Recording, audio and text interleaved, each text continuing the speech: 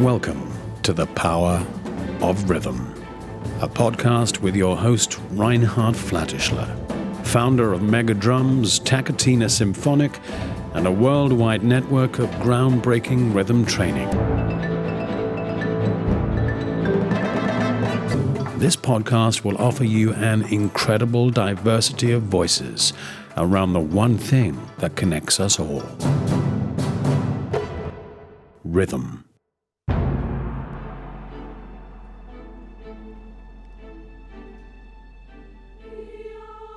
Hi, and welcome to episode 35 of my podcast.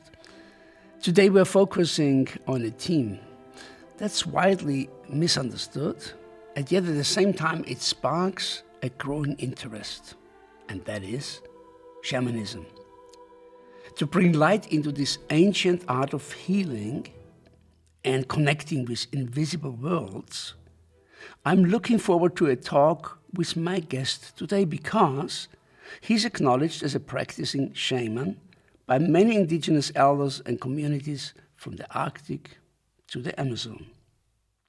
Traveling the world, he worked with many groups and he spoke to audiences such as the SLN organization, the Embodiment Convention, and his message: shamanism and the shift from society's focus on acquisition to reciprocity is the key to restoring our universal connection and solving our interpersonal and world issues in this process. Together with his wife Susanna, he founded the School of Movement Medicine. Welcome, Ya'acov Darling Kahn. Thank you so much. What a pleasure to be here. I loved your introduction. The one thing that connects us all, rhythm. Beautiful. Right in. Thank you. It really does, right? And so, actually, I would love to start with a little episode that has happened in your life that I'm aware of. You have been on a golf course and you have been struck by lightning. And my question is, was this a part of your awakening and has it changed your life? And if so, then how?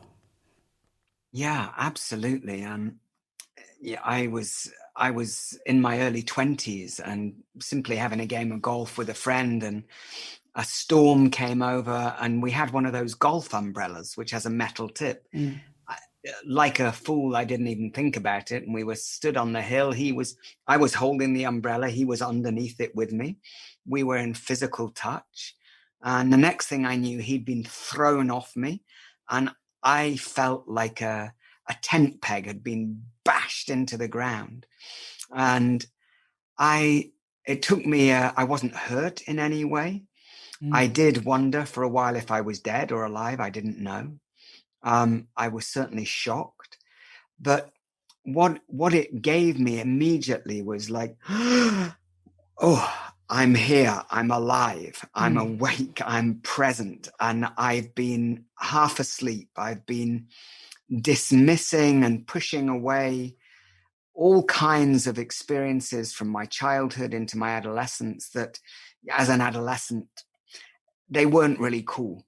So I tried to fit in like most adolescents, but that lightning strike, it really put me on my path. It made me, number one, I recognized I could be dead. So it brought death very close, which in my experience always focuses the mind. When death is close, it helps us to filter down into, or to shine the light down into what actually matters. And so I started to study, and I started to pick up the kinds of experiences I'd had as a child, and to explore what were they about and how could they be useful. And around that time, I discovered there was such a thing called shamanism. And shamanism was the first theme or broad subject matter that helped me to make sense of my own experience. I was like, oh, not only do people all around the world have these kind of experiences, but they've been having them forever. they're not even particularly strange or special. They're just part of our human existence. And it sounds like it was a real wake-up call. And it's so amazing. When I was in a Zen monastery in Korea, one master told me, you need to die to your life before you die. So it's very strange in the vicinity of theirs. Many people wake up. That's true. Yeah, very true. It made me very interested in death as well. I actually started working as a volunteer in a hospice, and I felt very close to people who were dying, and not at all afraid, just deeply privileged to be close. And again, it was that focus of attention. There's, when you haven't got long left, there's a focus comes in, and so death really helped me like a camera lens, just to bring myself out of that blurred, one day I'll get down to living, into it's now. Okay. It's now. Now, before we dive into this really, very vast subject of shamanism, you founded, together with your wife, the movement medicine. And what you say about it is a creative embodiment meditation practice for our times. And you also say it's rooted in ancient wisdom and modern understanding of how change happens. So explain us ancient wisdom and modern understanding. What you exactly mean by that? Right. Great questions, Reinhard. Wonderful. So ancient understanding, our ancestors knew all about the cycles of life. The original shamans were the original systems thinkers. They were the original ecologists. They understood our place as humans in the bigger web of life. They had a direct sense of that through their visions, through their understanding, through their place in their community. And the place of the shaman in community was all about initiation, marking moments of change individually, but also in the community, like when the season changes, when the moon changes, when the hunt is coming. All of these very day-to-day important activities, they created spaces which were storytelling, which were dance, which were theater, which were healing, which were collective, which were individual, where we remembered our individual connection to the bigger picture of life. So those ceremonies place the individual back in the context of we, of us, of life as a whole, and our place in it, and our role in it. And in the modern world, we've become very individualized, very focused on the self. And I don't think that's a bad thing as a process of evolution, not at all. I think a lot of those ancient communities were full of taboos and full of shoulds and shouldn'ts, and the idea of personal freedom, that you could choose your own partner or choose your own work or choose your own place to live, or that just didn't exist. There was quite rigid structures. So the individual kind of broke out of that, and then we kind of swung over to that side of the pendulum. And I think our modern challenge is how to be self connected to us, to we, to this. And so to be what one of our teachers called the tribal individual. And in terms of modern understanding of how change happens, we've learned a lot recently about the nervous system and the effect of different things on our nervous system, the effect of the past on our present experience, the effect of how we are taught to concentrate or learn, which puts us on high alert, which makes it much more difficult for us to learn anything. If we're on very, very high alert, or we feel threatened, or we're worried about getting it wrong, And I know you know that because I was blessed to come to one of your workshops one time, and I loved that spaciousness of, like, if you're finding it hard, lie down on the floor a while, rest, then come back, start again at the basic. And that sense of we have to be able or willing to make mistakes in order to learn, which is so different than the kind of education I grew up in. So we're learning about acceptance and safety, as well as intention and dedication and commitment, and how the brain works when we feel under threat. And, you know, even as much as our capacity to hear closes down, the muscles in our ears contract when we feel under threat. So these understandings have helped us to create modern forms that answer that ancient need for community, for ritual, for belonging, for initiation, alongside these modern neuroscientific understandings of the brain and neural pathways and how to root change in the system. Okay. And yeah, I think you really laid out very well the two parts, you know, the ancient and the modern. Now, my question is here, because people might not know, how does that look? How do I imagine movement medicine? And there's a lot of great guys now talking about movement. Ido Portal, for example, Move or Die, you know. So what is exactly, how do I imagine, if I come to a movement medicine workshop, course, training, what I'm doing? Right.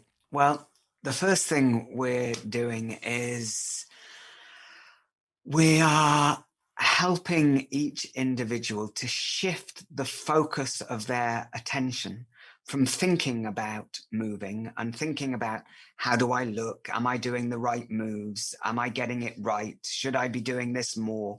The self-consciousness that is so much a part of our experience. And I really recognize this because I was never a dancer. And why I went to my first dance workshop, I was horrified. I was like, I felt completely like a fish out of water.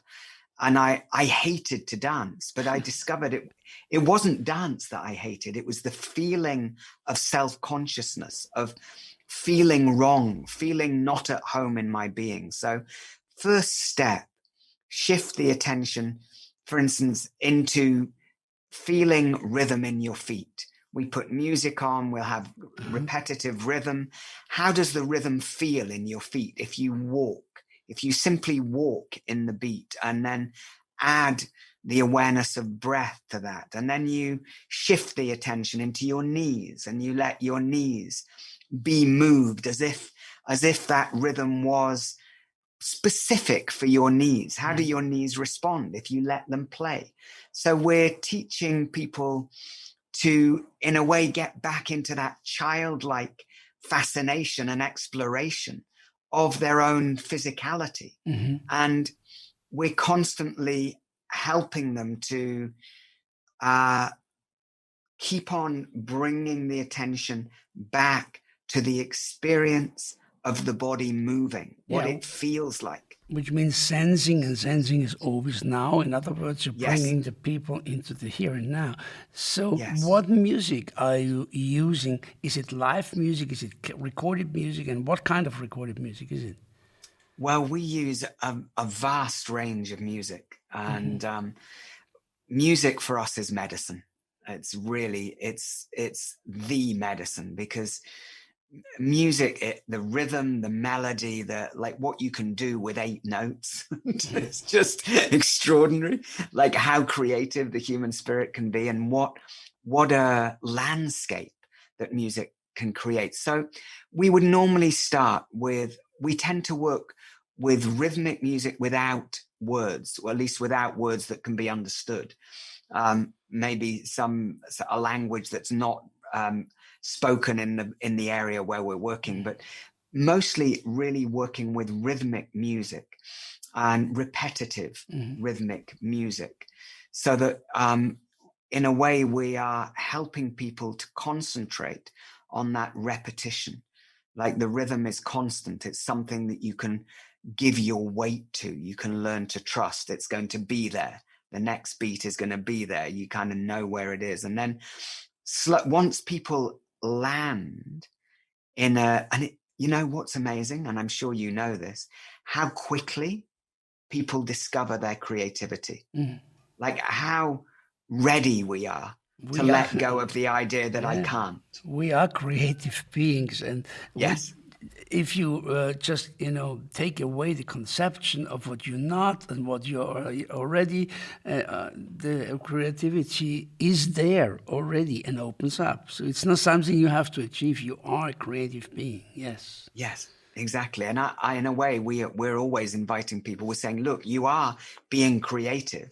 Just most of the time you're being unconsciously creative. Let's try be consciously creative. Let's put that creativity to a good purpose, which is discovering who you are, discovering what matters to you, and embodying that so that you can explore the physical language, like extend your physical vocabulary, which in turn extends your emotional vocabulary, which in turn also opens the mind to be able to receive different stories or meanings from our experience of life so far. So, things arise. People come into a setting which is about learning. They bring with them their history of learning. They bring with them all their relationship with teachers and all their relationship with comparison. So there's a lot going on in the individual. Just when you say, okay, let's awaken the dancer and let's shift the attention from knees, elbows, hands, fingers, back at the back of the heart. Like let the head move with the body, give it breath. As soon as you start to allow the body to move in the way that it naturally wants to, rather than be held in the shapes that we've learned to hold, everything starts to loosen.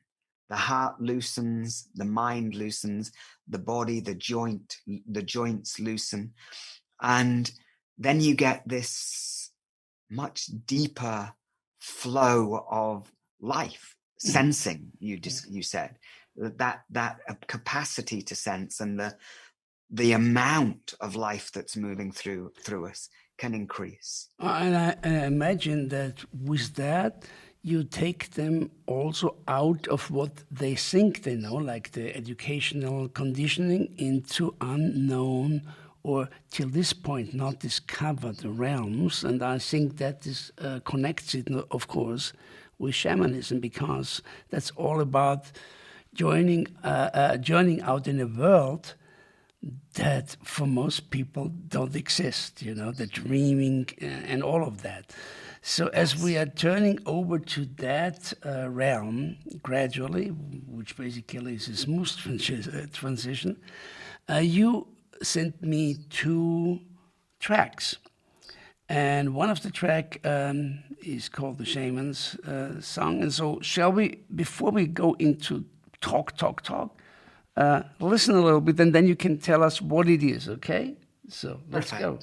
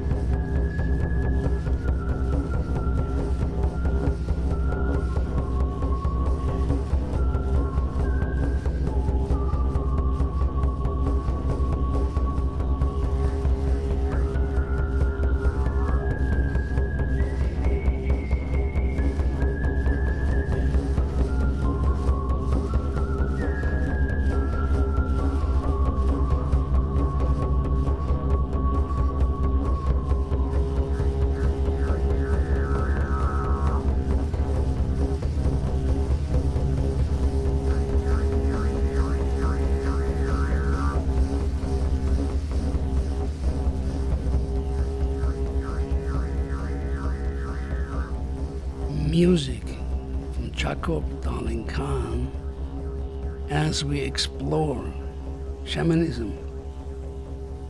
The effects could clearly be felt, but what are the instruments that we did hear, and where has it been recorded? And what's the ceremony behind it? Wow. Powerful to hear. Really strong to have that sense of the intention behind that music, which is really to bring together a marriage or a connection between the spirit, our dreaming self, our imaginal self, and the physicality of being here on this earth in a body with a heart, a human being that feels. And there are many phases in that music. It's really what we're hearing is a traditional shaman's drum that was given to me by an old Sami shaman, and who called Bikomat Penta, who lived up in the very north of the Arctic Circle. And he carried that drum for 30 years. And the last time I saw him before he died, he gave it to me. And it's has a whole story, because the drum for the Sami people is really the heart and soul of their culture. And until relatively recently, the penalty for playing or owning or making a drum could be death. So we've really, that's an example of how we've attacked our own European shamanic traditions. How would they put a penalty of death for making a drum? You need to explain that. They're basically the powers that be in the church basically made it illegal on the pain of death to own or play or make a drum. And because they knew that the drum was really the very core of the Sami culture's capacity to connect with the land, with their mythology, with their ancestry, with their ways. And that was in the way of the new religion on the block. And so they did their best to wipe it out. That's not right now. Right now they could build. But it was up until about 70 or 80 years ago. It's relatively recent, which is extraordinary. And that drum is made from a birch tree and from a reindeer skin. And when he gave me the drum, he said to me, we had a little initiation ceremony. He had another drum, and we played the drums together. And he said, he stopped me halfway through playing. I was really playing, and he went, "Ya'acov, stop." And I was like, "Whoa, what?" And he said, "What's this drum made of?" I said, "Birch tree and a reindeer skin." "What does that mean, a reindeer skin?" "Well, a reindeer died, and you made it into the skin for this drum." "Yes." "What does it mean to kill an animal?" And I said, I don't know. I'm a vegan." And and he said, "I thought so from the way you're playing that drum. You clearly have no idea what it means to touch that skin. You have to, if you want to know what this drum is, go and hunt." And I was like, "You didn't tell me that when you invited me here to do this initiation."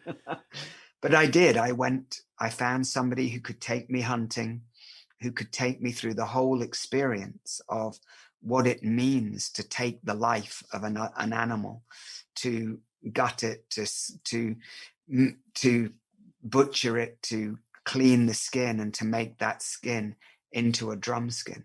And it completely changed it. Again, it gave me a much deeper sense of my place in the cycle of living and dying.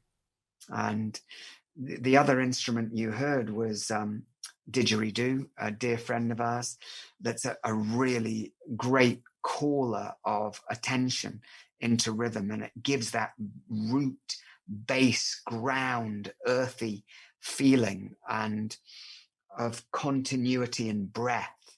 So that recycling of the breath is such an invocation of keep breathing, keep moving, keep with it, stay with the rhythm. And then we also heard a leaf rattle that comes from a dear friend of mine, a brother called Manari Ushigwa, who is a Zapara shaman from the Amazon. And the leaf rattle is what the shamans in the Amazon use to purify, to cleanse. Mm-hmm. They say it calls the spirit of the wind to come all the way through you and to cleanse and purify. So this is a purification song, but it's also an invocation of that part of the listener to dance into that repetitive beat to the point where the mind gives up trying to follow and the body is free and the heart is open. And once the mind has given up, then our experience is it does open to, it's not that we go somewhere else, because the shamanism that we're teaching, it's indigenous to the industrial world, to our Western culture, which means it's body-based shamanism. A lot of people practice shamanism. They go off to all kinds of places and all kinds of far out experiences, but because there's nobody at home in the body, because the day-to-day experience is disembodied, it's very hard to integrate the experience.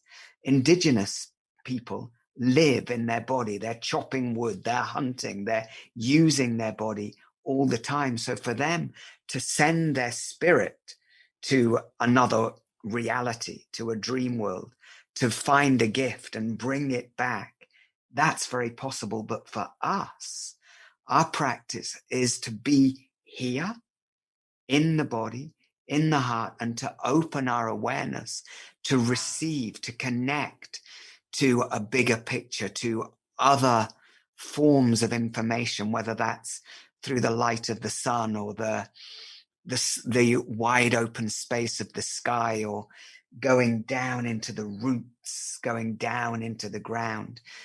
So we're able to see our own experience of life through a different perspective. Mm-hmm.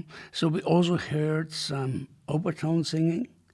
Yes, and these are, every shamanic culture I know has a form of spirit song, and the spirit song is taught traditionally either in ceremony or in a diet, or in a diet that means a very focused period of time where you're not eating and you're focused on working with particular quality, like you might diet an oak tree in order to really feel the power of an oak tree and to feel what it is to have that level of ground and slowness and moving with the seasons. And so songs are taught also in dreams. So this song it's a song that I was taught in dreaming when I was in the Amazon rainforest apprenticing there. And this song is the call of a particular spirit of the Amazon, whose nature, it's actually the spirit of a very real tree. And it's a very tall tree that has right at the top of it these big black balls, seed balls, like enormous.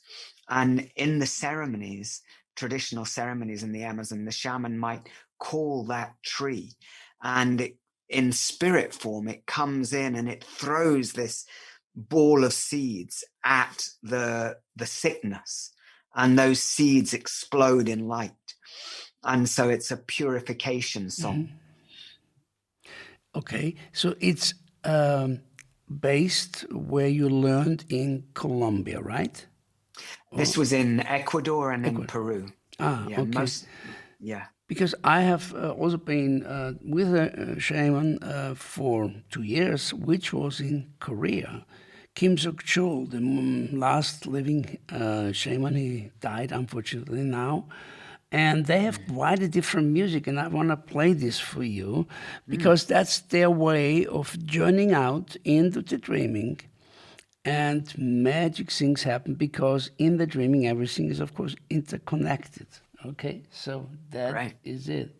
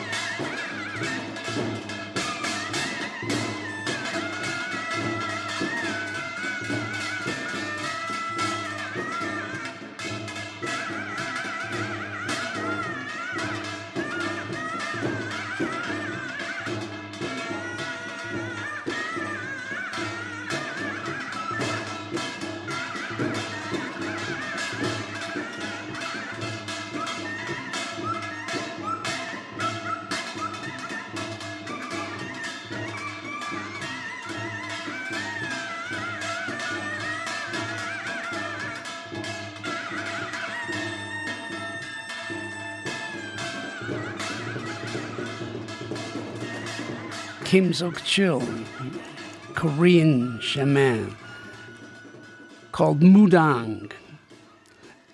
And it's so amazing that most of the healing music or shamanic music or even Tibetan music, it's not pretty, it's not an aesthetic, but it's so powerful. Even the music we played from you, like people first think, oh, where can I get something to hold on? But the whole aim is to, get this away. Yeah. The one word that kept coming, listening to that music, is disruption. Yeah. It disrupts the status quo. It disrupts our normal consciousness. It kind of breaks through what we think of as the only reality and just opens something up. And wow, very strong. It's so interesting. Our son has just married a Korean woman. So I'm going to ask you for that piece of music and gift it to her. Yeah, well, I came into it because I was actually in Korea making a documentation for the Goethe Institute, and I got absolutely sick to the point where I was about to die. I was in the hospital. And that's how I met Kim Sok-chul. I had like 40 degrees fever, and they put me into this music. This sounds relatively sweet against what they do. They have like 8 different. The quengery is that harsh sound you hear, and you have headache, and it's like, you're gonna die. This you cannot survive this. And it's so amazing. It just took 2 weeks, and I was very much back to power. And that was kind of my connection. He says, come back, learn, be with me. And so I came back and stayed 2 years with him. Also, it's often the way. Sorry? It's often the way that through through hurt or something breaking or something shocking or through illness that we find some shamanic practice or other. Yeah. Do you want to share some of your experience, how you met your shaman teacher in Colombia and Ecuador? Yeah, well, I've had several traditions that I've been lucky enough to study in, and they had, all the shamans I worked with all had one thing in common. They all said the same thing. They said, look, you're not here to train to be an Amazonian shaman or a Sami shaman. And I had no wish to go in and take somebody else's culture and their story, but I was lucky enough to learn. And they said, your job is to translate whatever you receive here and create something that's appropriate and contemporary for the place and the people where you are. And that's what movement medicine is. And so I met Bikomat, the Sami shaman, through dreams. I was dreaming about him for 12 years. And it never occurred to me that he was a real human being. I just used to call him the old man of the north. Mm-hmm. And before I was teaching, I would always make a little offering and say, old man of the north, anything I should look out for. And I would get information, and then he would come in my dreams. I saw his house. I saw where he lived. Mm. And through a whole series of crazy circumstances, which I did write about in one of the books I wrote, I told the whole story of that. I actually then got to meet him, and, his house, his face, it was like meeting an old friend. And he knew me. His joke was, what took you so long? And that was for me one of those moments where there was something irrefutable. My rational mind could not compute that. It didn't fit in that rational world. It was beyond that. And the same with my work with shamans in the Amazon. I, again, through dreams, I had a very strong dream about flying over the Amazon rainforest and an old withered finger coming out from the trees and calling me in. And I ended up going into a traditional Amazonian ceremony, which at that time I knew nothing about. I'd never heard about it. And they told me I had a very strong experience of going back to the beginning of creation, a sense of we were family. All of us were family, and that we had forgotten that we were family. And the message was, go and remind your people that we're all family. But they also said, don't come looking for us. We'll call you when it's time. And it took 5 years from that dream to have another dream, which then led me to particular people in Ecuador and in the Amazon and in Peru. First of all, Peru, and then in Ecuador. These days, I'm connected more with the elders of the Zapara and the Achua people of Ecuador, who are extraordinary, real elders. They are national treasures. They're human treasures. Mm-hmm. One of them is an old man called Sumpa, who is in his 80s, and we call him the Flower Shaman. And he's very gentle and sweet, but his ceremonies are quite the opposite. They're just like boom, crash, everything. You are destroyed and then put back together in his ceremonies with an extraordinary artistry and mastery.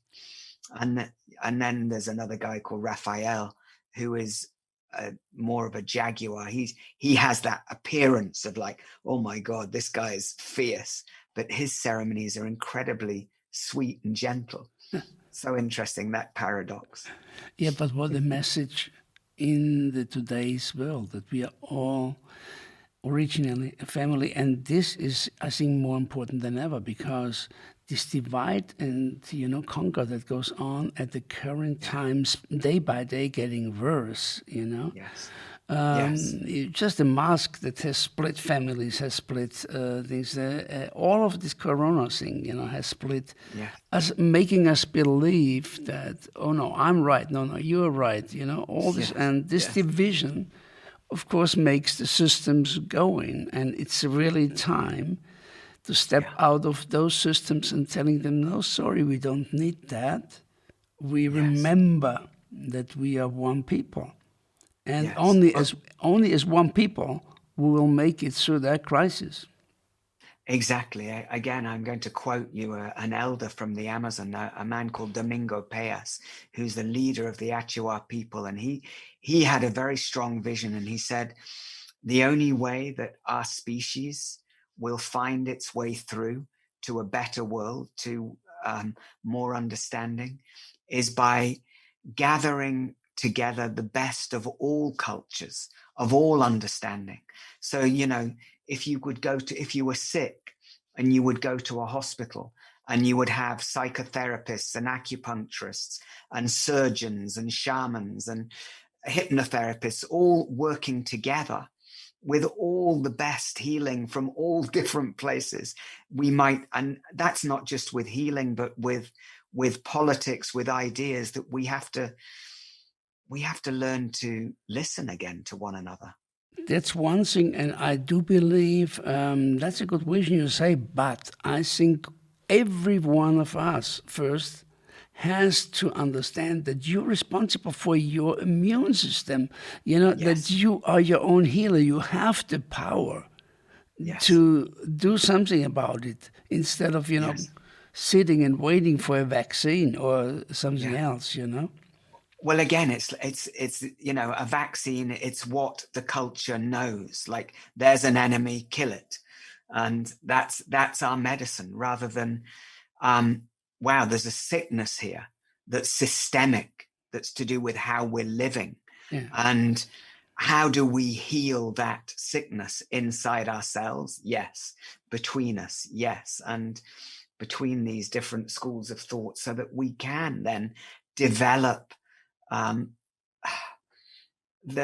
what's natural to us. That's what shamanism is. And my work is all about invoking in people that understanding of the inner shaman, that archetype of the inner healer that knows already how to listen to the greater powers of the elements, to bring in the waters, to bring in the fire, to bring in the ground, to breathe, to know the tree of life, to sense the power of what's behind us, to recognize that the choices we make don't just affect our lives, but have impact in the generations that follow, to take care in that way. And that's our work, is to awaken that archetype in as many people as we can. And isn't it also to awaken the people that there's not just the reality they were taught, there is the table. Yes, of course, there's this table.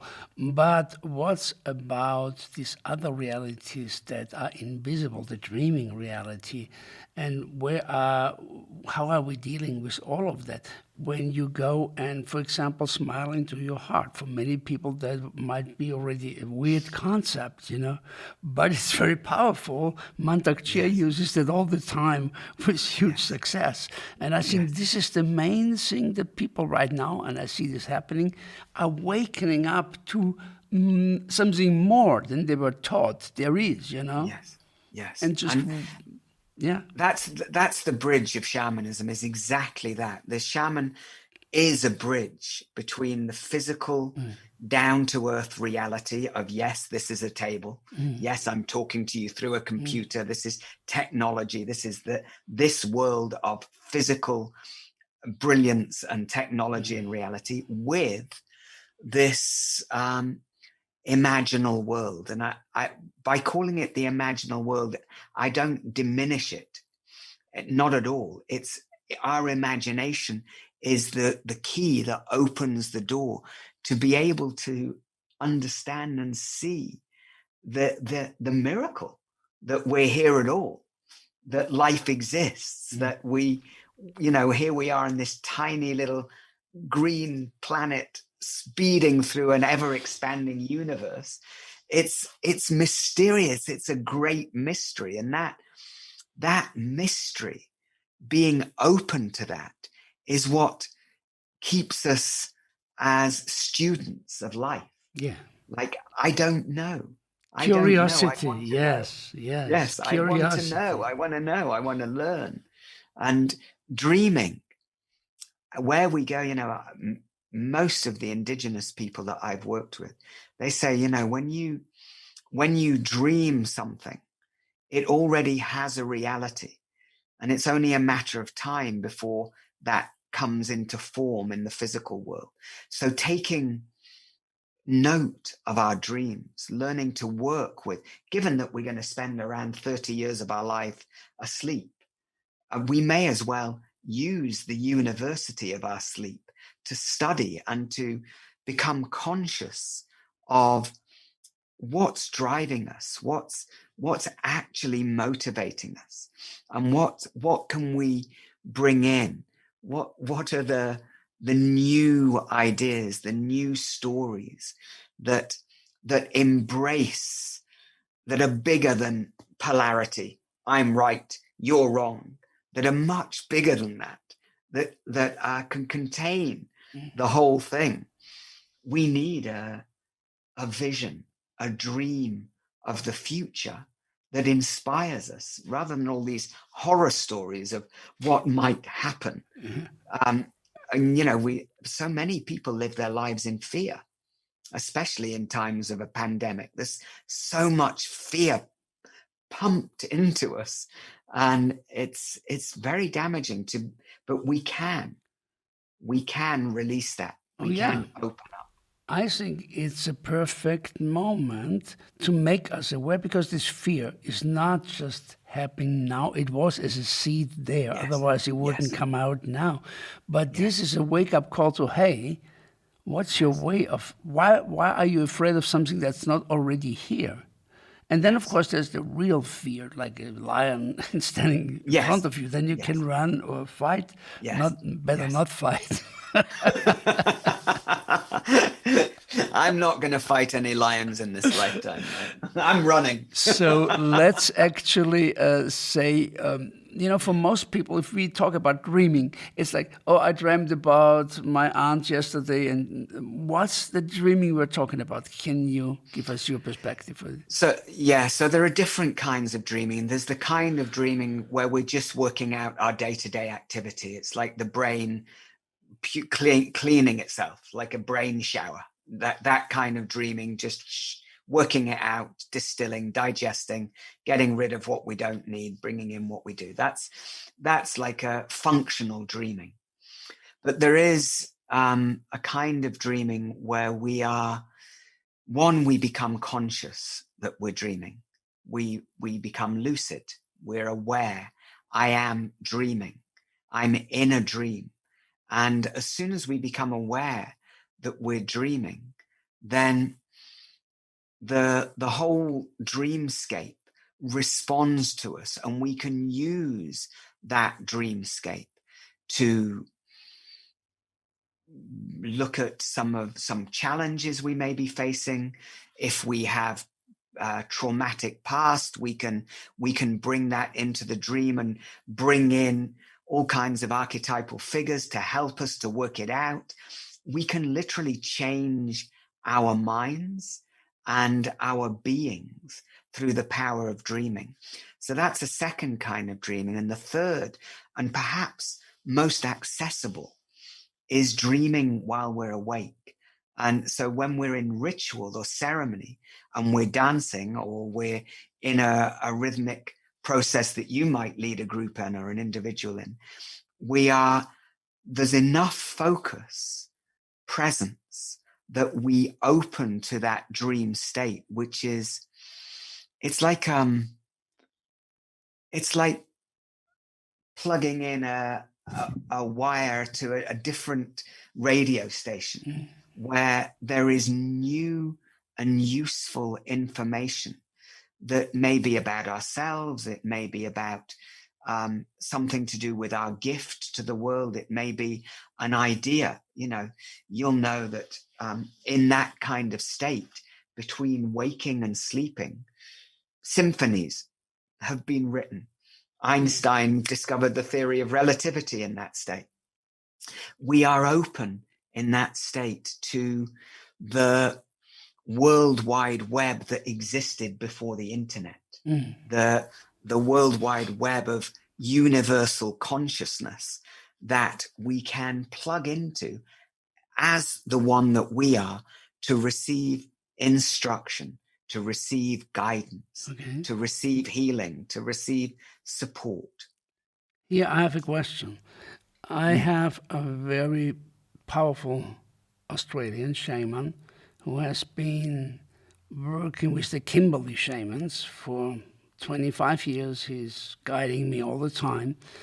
And we have been in Central Australia, in the desert, Uluru, of course, but also way beyond that, Kings Canyon and up to the Kimberleys. And they, in their way, use something that takes them out in a dreaming, and that is a totem. That means you are kind of learning to distill a part of yourself, very subconscious self, into a power animal that takes you out in the dreaming. And do you have that in the shamanic traditions you learned too? Yes, absolutely. And having guides and protectors, and you might, in shamanic language, we would call them spirits. You could call them archetypes. You can call them, they're not the same thing. A spirit is independent of us. And yes, working with animals that have particular qualities that support us to go through whatever resistance we might have. We all have our own style of resistance. We all reach our own limitation or the edge of the known.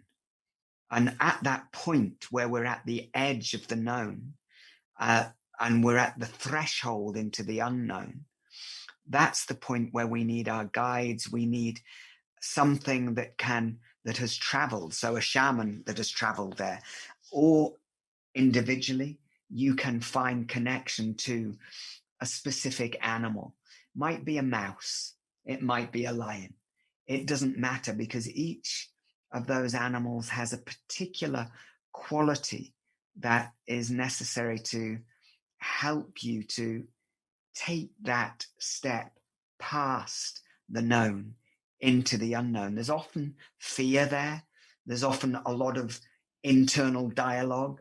And that's the point of the normal reality starts to shake, and we hold on, and then there are guides, there are helps, there are support systems then that help us to let go and pass through into that dreaming reality, where in that dreaming reality, and that's my favorite, in ceremony, in ritual, when I've been dancing, we do, when we can, once we can again, we do a ceremony called the long dance, which is 72 hours of dance ceremony. We just stop the music for 3 or 4 hours in the night, and then straight back up in the morning, back into the movement, repeating, going through the same meditations. And after 3 days, you have broken through that place so many times that you are in that reality that is a connection through time and space to life itself. And so there's an expansion of a sense of self that is part of an evolving mystery of life on this earth and life in this universe. And that's a magnificent, life-changing experience. And then what we experience in that landscape is so, although it's vast, what we experience there is so personal to who we are. And precise, it's very precise, yes. Yes. Okay, my dear one, the last question. What are you putting out to the universe? You have a wish, okay? I offer you a wish. What is your biggest wish that you could manifest in the next year?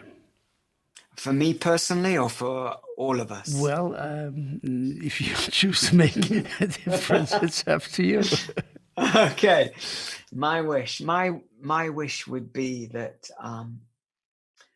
as a species, individually, we find a way of being with the challenges of the modern world that changes our perspective from one of fear and terror about what might happen to one of the great adventure. We're on this great adventure. We know we're going to die. That's the only thing we do know. I'm going to die. You're going to die. We're all going to die. Everyone manages it one way or the other. So, once you kind of know that, there's not really that much to be afraid of. So then life becomes a great adventure. And I would wish for myself to know this 24 hours a day, and for all of us to recognize that we exist in this great mystery and that we are here to create.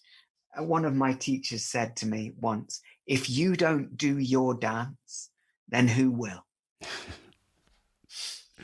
Well, I think that is a perfect final statement. And at this point, my dear, I thank you so much for making it possible to come, take the time, get into this very, very interesting exchange. And I hope all your listeners now have been also curious about shamanism, about also Ya'acov and his work with the movement medicine. So let us know, how can they find you in the internet? Best way to find us now is through www.2121gratitudes.com. And there's all kinds of free resources there, and open events and workshops, and a monthly hub. There's a lot of material there that will, from wherever you begin, there's a way in. Wonderful. Please check that out. And also, if you like our discussions and if you're interested to follow this podcast that goes between, consciousness and rhythm, fantastic drummers coming up, Giovanni Hidalgo, and of course, Laurie Kotler. Yes, so visit our website, powerofrhythm.com/podcast, leave a comment, and maybe you want to tell me what other people you want me to interview. For this now, I wish you a great day and keep on growing.